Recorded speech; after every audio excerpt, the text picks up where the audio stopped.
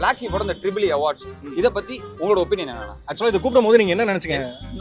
ஆமா, நான் அது இன்ஜினியரிங் டிபார்ட்மெண்ட் மாதிரி இருக்கு அப்படின்னு தான் பார்த்தேன். என்ன ட்ரிபிள் ஈஸி இல்லாம வைப்பாங்க அவார்டு அப்படின்னு தான் பார்த்தோம். அப்புறம் அதான் பார்த்தேன் நான், இன்ஜினியரிங் எக்ஸலன்ஸ் எவ்ரிவேர். அதாவது இன்ஜினியரிங் படிச்சுட்டு பல்வேறு துறைகளில் வேலை பார்க்கக்கூடியவங்களை கௌரவப்படுத்துற மாதிரி ஒரு அவார்டு. ஆனா எனக்கு இது நீங்க கூப்பிட்டதான் எனக்கு பார்த்து, ஏன்னா இவனுக்கு கொடுக்கலாம், இவன் இன்ஜினியர்னு.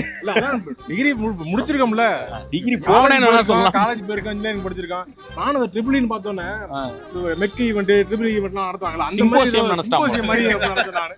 அப்புறம் தான் சரி இன்ஜினியரிங் அவ்வளவு பேர் இருக்காங்களா வெளியே, இன்ஜினியரிங் படிச்சுட்டு இன்ஜினியரிங் காலேஜ் போய் பூரா வெளியே சுத்திட்டு இருக்காங்கிற மாதிரி. அதான் அடுத்த கேள்வியே இன்ஜினியரிங் படிச்சுட்டு இப்ப டாக்டர் இல்ல லா காலேஜ் படிக்கிறாங்கன்னா எல்லாமே அந்த ப்ரொஃபஷனுக்கு ஏற்ற மாதிரி வேலைக்கு போறாங்க. இன்ஜினியர்ஸ் எல்லா டைப்பான ஃபீல்ட்லயுமே மைக்கே எல்லாம் பேசுறீங்க எப்படி? ஆனா ரிசீவ் ஆகணும் நம்மள சத்தியமா ரிசீவ் ஆகணும். சோ நாங்களும் வாங்கிக்கோ ரோட் மைக் தானே, வேற ஒண்ணும் இல்ல. சோ இன்ஜினியர்ஸ் எல்லா விதமான துறைகளிலுமே ஒரு டாப் ரேஞ்சில இருக்காங்களா? இத பத்தி என்ன நினைக்கிறீங்க?